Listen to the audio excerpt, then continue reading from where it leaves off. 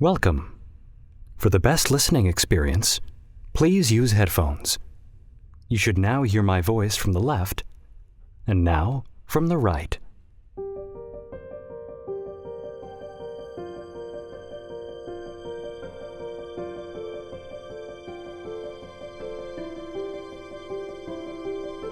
Theaters across the globe have been forced to shut their doors. Due to COVID-19, entertainers and theater makers alike have turned to virtual experiences to express their art. USC's 397-497 SDA students are testing these new waters in the form of The White Plague, a 1937 play by Karel Capek. The play bears many similarities to today, almost acting as a foreshadowing to today's pandemic. So prepare to immerse yourself into P.O.P LLC's The White Plague through USC's Memorial Coliseum, as if it has just been converted into an overflow hospital.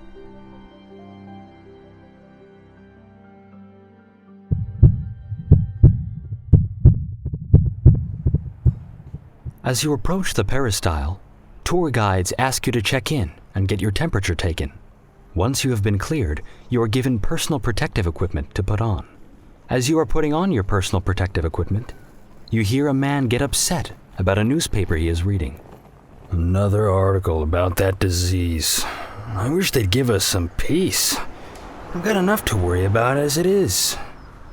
He talks to his wife, son, and daughter about their different views on the pandemic.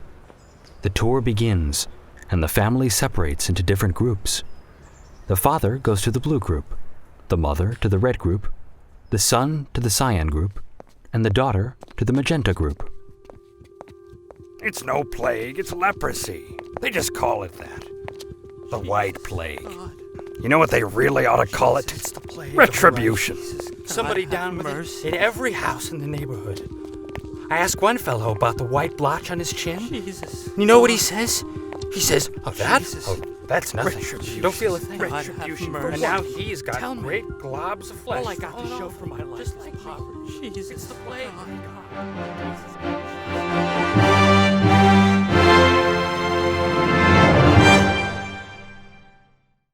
Dr. Sigelius is being interviewed by a reporter. They ask about the White Plague. There are not many answers. A new doctor, Dr. Galen, enters Sigelius' office, claiming that he has discovered a cure for the White Plague. In Sigelius' clinic, Galen wants to continue studying the cure he created. However, he will not give away the ingredients of the cure to Dr. Sigelius. Sigelius eventually allows him to practice the cure in Ward 13 of his clinic in the interest of science. Sigelius leads a group of visiting doctors around the clinic, showing them the patients being cured. One of the doctors asks Sigelius if Galen would treat one of his patients. Galen refuses to treat anyone outside of Ward 13 to ensure fairness of who gets the new cure. Galen and Sigelius engage in an argument about whether or not to treat the fellow doctor's patient. The marshal is also on a tour. He shows his bravery by entering the ward in which the patients are not being treated and enduring the stench. Galen wants to see the marshal, but the officials will not allow him. He is let off as Sigelius continues to show the marshal Ward 13. The tour continues.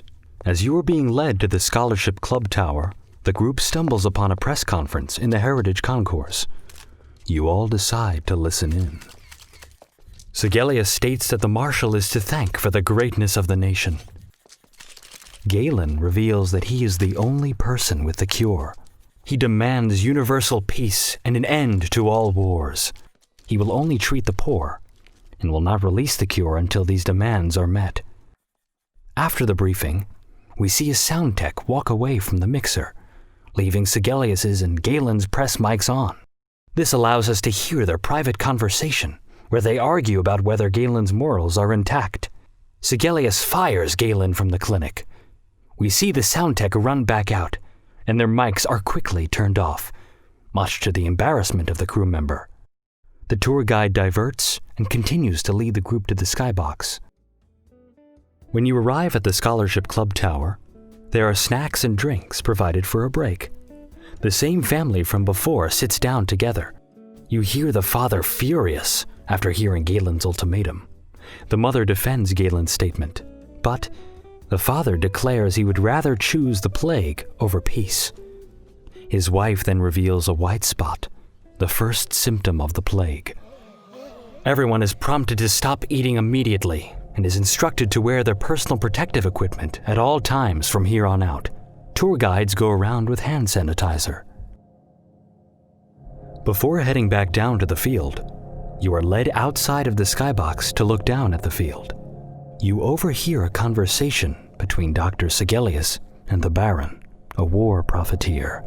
Sigelius reveals that he is not close to finding his own cure. The Baron is then diagnosed with the White Plague.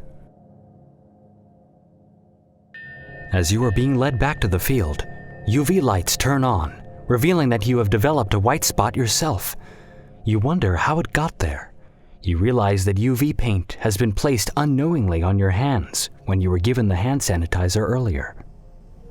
You are then led back to the field and taken to Galen's clinic. The husband and wife from earlier leave the audience. They sit down, waiting for Dr. Galen to examine her. When Dr. Galen finally arrives, he refuses to treat the mother because the father has a job working for the Baron. Galen will treat the mother if her husband stands up to his employer and quits. The father refuses to risk his family's livelihood. As everyone is leaving Galen's clinic, you hear the father complain about the fact Galen won't treat his wife. The Baron quickly rushes through the crowd. Everyone, even the tour guides, are so invested, causing everyone to follow him. He leads you to the marshal's office and begins to consider Galen's conditions. He begs the marshal to approve stopping production, but the marshal refuses. Although the Baron is desperate for a cure, he will not disobey the marshal. The marshal then ensures that he is not scared of the plague and forces the Baron to shake his hand. As the Baron leaves, the marshal requests a meeting with Galen. Galen arrives quickly. The marshal offers bribes in exchange for curing the Baron. When Galen will not abide, the marshal threatens to throw him in jail. Galen assures him that his arrest will mean the death of thousands. The marshal will not give in to the terms. They are left at a standstill.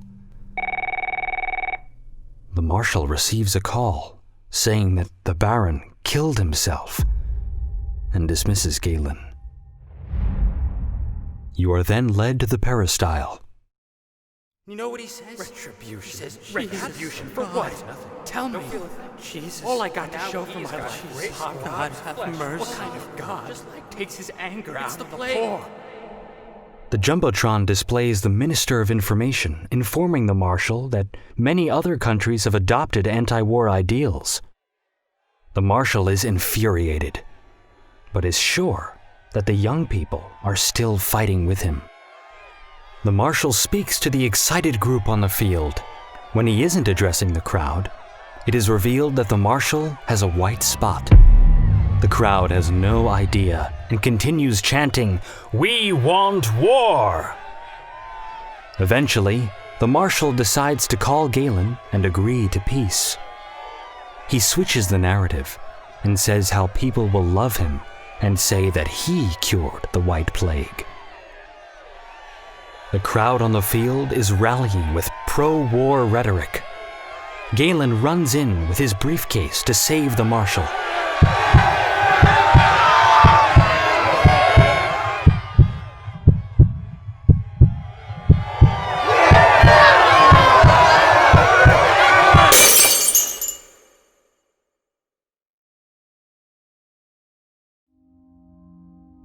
You begin to realize what has just happened.